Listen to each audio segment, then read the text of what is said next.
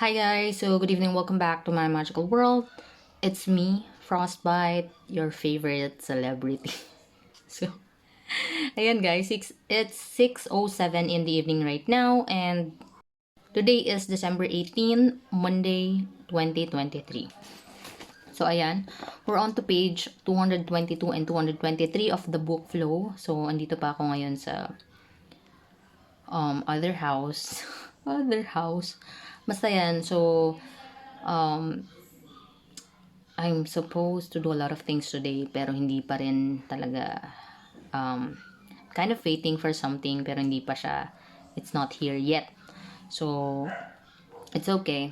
Ano lang, continue lang tayo ng life. So, alam mo yon weekdays ngayon, we have things to do, work, business, and all of those shit. But, guys, napapadala sa ata yung pag-ano dito. Pag-inom, my God, hindi ko kinakaya.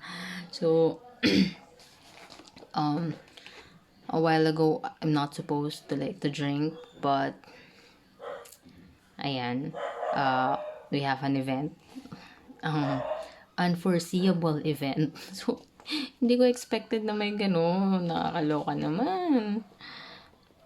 Anyways, proceed na tayo.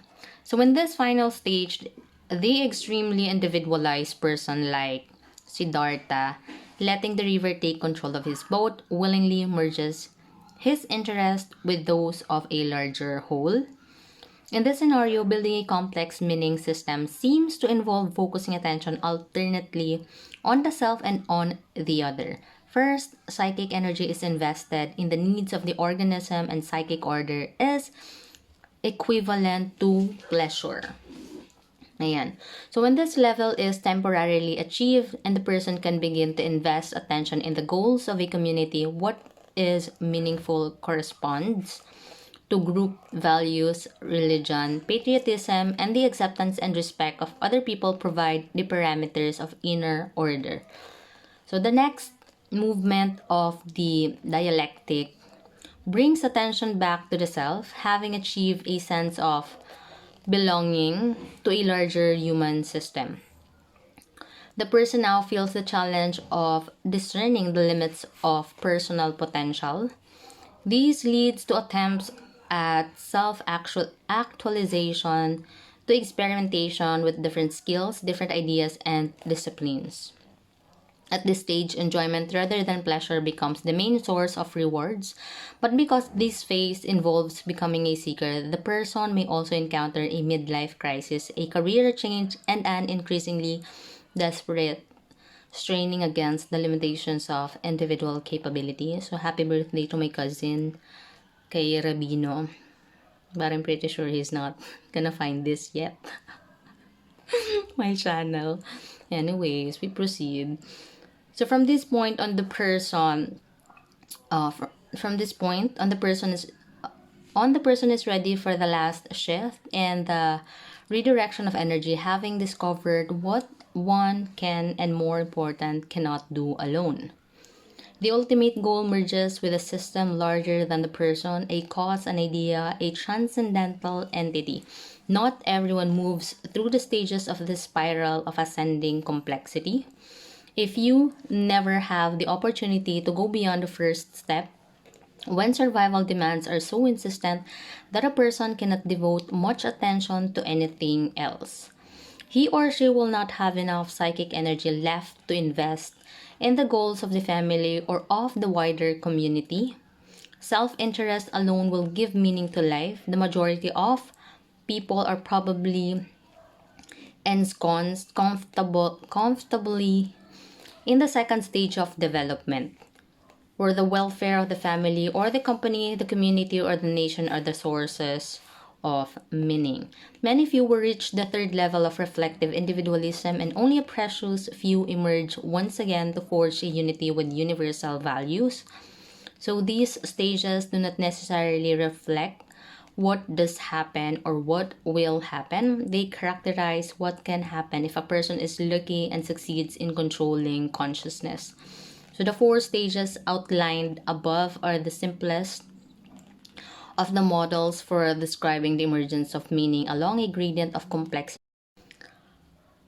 Other models detail 6 or even 8 stages. The number of steps is irrelevant. What counts is that most theories recognize the importance of this dialectic tension, this alternation between differentiation on the one hand and integration on the other.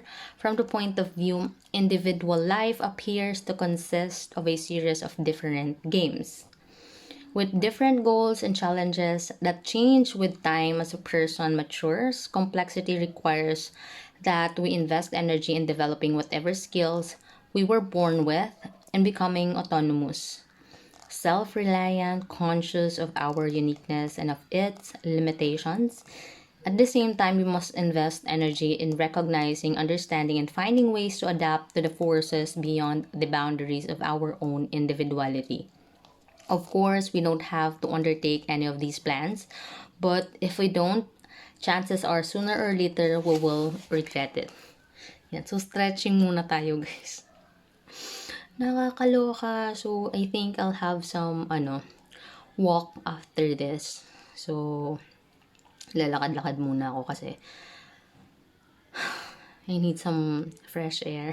So, we have a subtopic here, forging resolve. Ayan. Purpose gives direction to one's effort, but it does not necessarily make life easier. Goals can lead into all sorts of trouble, at which point one gets tempted to give them up and find some less demanding script by which to order one's actions.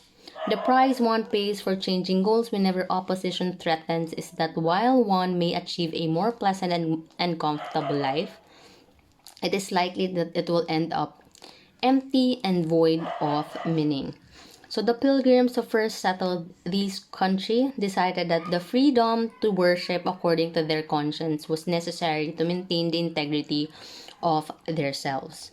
They believed that nothing mattered more than maintaining control over their relationship with the Supreme. Theirs was not a novel choice for an ultimate goal by which to order one's life. Many other people had done so previously. What distinguished the pilgrims was that, like Jews of Masada, the Christian martyrs, the Cathars of southern France, and the late Middle Ages who had chosen similarly, they did not allow persecution and hardship to blunt their resolve. Ayan. So instead, they followed the logic of their convictions wherever it led, acting as if their values were worth giving up comfort and even life itself for. And because they acted thus, their goals in fact became worthwhile regardless of whatever they had been originally valuable. Because their goals had become valuable through commitment, they helped give meaning to the pilgrim's existence. Ayan. So, no goal can have much effect unless taken seriously. Each goal prescribes a set of consequences, and if one isn't prepared to reckon with them, the goal becomes meaningless. The mountaineer who decides to scale a difficult peak knows that he will be exhausted and endangered for most of the climb. But if he gives up too easily, his quest will revealed as having a little value. So, ayan. So, of course, I also do some, what do you call this? I hike, like, way before when I am not that busy. No, I'm usually busy, but, before I already do a lot of hikings. So, it's not really an easy quest, but I think everyone who try to do it, they really try their best to finish that goal. So, dapat kayo din, guys. So, you have to learn to have that kind of mental discipline, physical discipline to achieve a certain goal. So, ayan. Tama na tong chika. Bukas naman. Okay? Na I'm not drunk naman. So, ayan. Thank you guys for listening, and thank you for helping me make this world a better place for all of us and for the future generation.